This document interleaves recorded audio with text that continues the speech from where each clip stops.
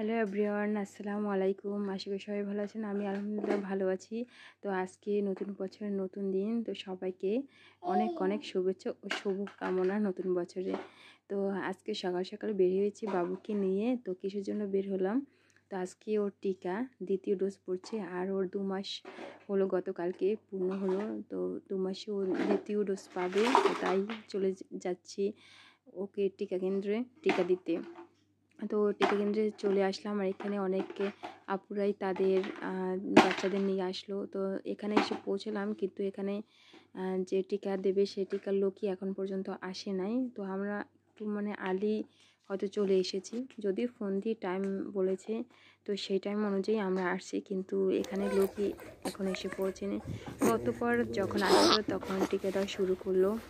এরপরে তো যে আপুরা আগে আসছে, তো তাদের বাচ্চাদের আগে দেওয়া হচ্ছে। তো আমি বসেছিলাম আমার বাবুকে নিয়ে। তো খুব ঠান্ডা, আজকে কোনো রৌদ্র ছিল না। আর বাবুকে সোয়েটার আমি খুলে রেখেছি আর চাদর দিয়ে মুড়িয়ে রেখেছি, কারণ দেবে যেহেতু ওর এখন দ্বিতীয় ডোজ 3টা পাবে। প্রথম ডোজ তখন 1টা ছিল, আর এখন 3টা পাবে হাতে এবং 2 রানে। আর এখন বাবুকে মুখের যে একটা টিকা আছে ভিটামিন হয়তো, তো সেটা খাওয়িয়ে দিল।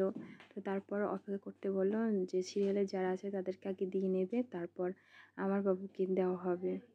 আর বাচ্চাদেরকে টিকা দেওয়ালে ভাই আমার তো ভীষণ কষ্ট লাগে। বাচ্চাকে যখন টিকাটা দেয় আর বাচ্চা যখন কেঁদে উঠে যেভাবে চিৎকার করে, তো এটা আমি তো একদম নিতেই পারি না। তো আমার যে বড় বাচ্চা ছেলে, ওর সময় একবারের জন্য আমি কোলে নেইনি, কারণ এটা আমি সহ্য করতে পারতাম না। তখন আমার বোন রাখতো আর আমি পাশে থাকতাম। তো এবার বোনের ছিল না, তো প্রথম টিকাটা বোন এসেই দিয়ে গেছে, তো এবার আমি আসলাম।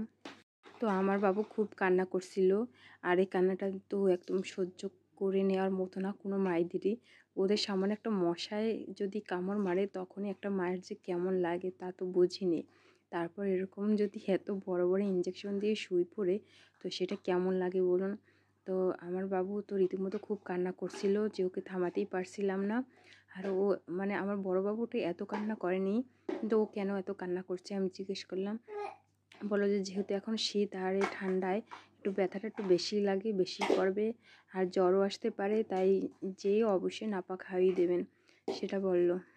তো 2 পায়ে 2টো দিল এবং আর একটা হাতে দিল।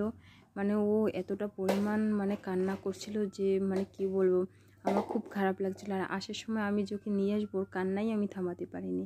তো বাসায় আসলাম, বাসায় আসার পর নাপার আগেই আনা ছিল, আর আসার পরও ও অনেক কান্না করতেছিল। ওর ব্যথাটা তীব্রই, জানি না কেন ওর এত ব্যথা করছিল। হয়তো ব্যথাটা শীতের কারণেই, হয়তো ঠান্ডার কারণেই ব্যথাটা একটু বেশি। তো তারপরে যতটুকু পরিমাণ ওকে খাইয়ে দেওয়া দরকার, তো সেটা আমি এখন দিয়ে দিলাম। আর এসে ওকে অবশ্যই আমি খাইয়ে নিয়েছি। তো বুকের দুধটা আর কি খাইয়ে নিয়েছি, আর ওকে আমি ফর্মুলাও খাওয়াই, তো সেটা এখন আর দেইনি। বুকের দুধটা খাইয়ে এখন আমি ওকে ডোজটা দিয়ে দিলাম, যে এটা খাওয়ার পর যাতে ওর ব্যথাটা হয়তো কমে। তো এই হলো আজকের ভিডিও। তো সবাই ভালো থাকবেন, আল্লাহ হাফেজ।